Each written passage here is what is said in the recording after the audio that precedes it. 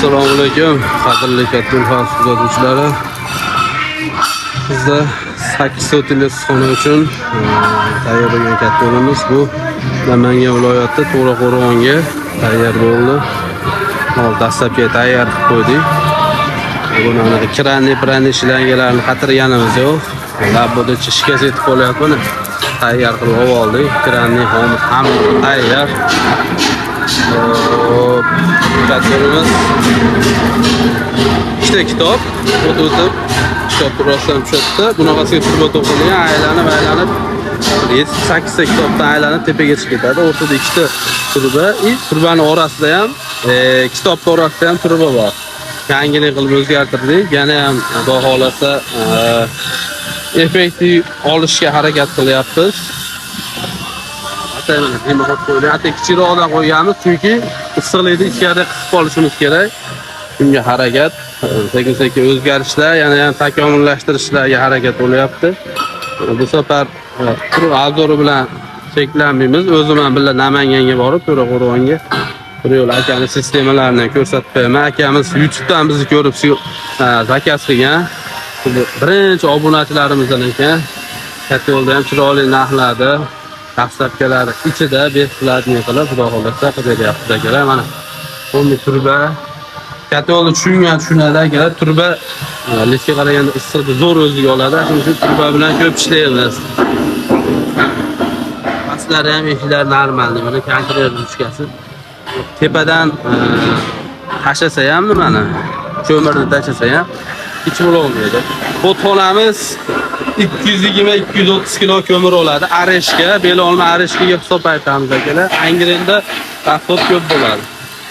Rasxodi 170-180 kilo bir kechaga 8 ta tiparni kechgan 18-20 kilo usha berishiga. Xudo xolasa, o'tgan sinovda o'tgan natijamiz shunaqa bo'lgan.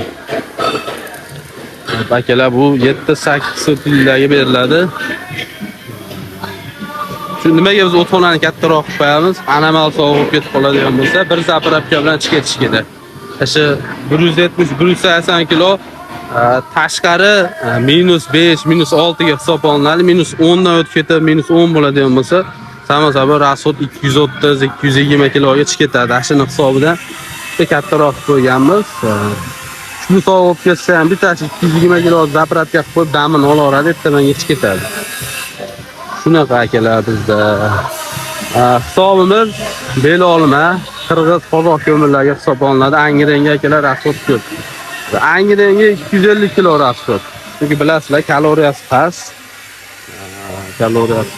Musor zo'r yoqib beraveradi, yoqishi. Shu kilosidan yutib qo'yamiz. Unutganimiz 330 havoyli ishlab qo'yilgan. Forsunka deydimi? Mana bir qatorda, ikki qatordan nechta bor ekan hozir? 8 tadan 16 ta teshigimiz bor ekan xonada. Xo'sh, akalar endi buni hozir labo chaqiryapmiz, labo yozib, sekin To'raqo'rg'onga aytamiz akalar. Sistemalarni ham bir qator ko'rsatib o'tamiz.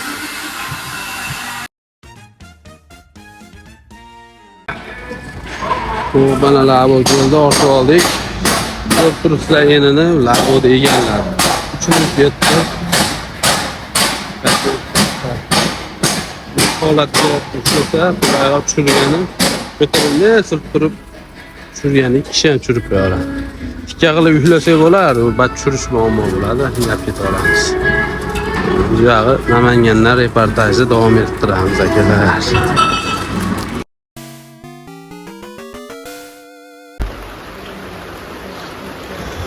Xudo xolasa mana yetib keldi Namanganga katta tushunish jarayonlari, sistemani ko'rsatib o'tamiz. O'rtaga 2 qator, 2 ochiqiga 3 qatordan bo'lgan ekan. Allohga barakati bilan bo'lamiz, yog'yapti bugun. Kattani cho'mildirib olib keldik, uncha chiroyli qilib. Xo'p, mana sistemalar akalar.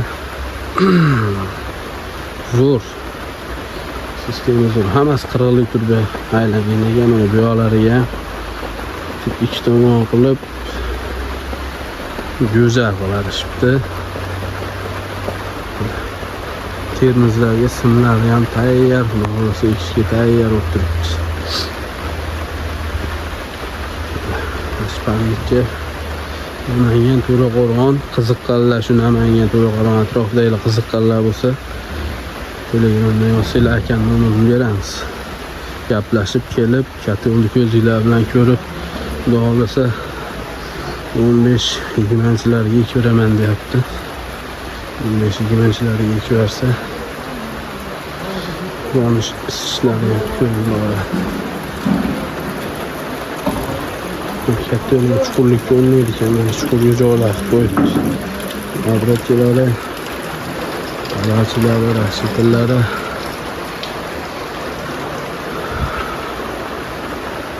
shularga hozircha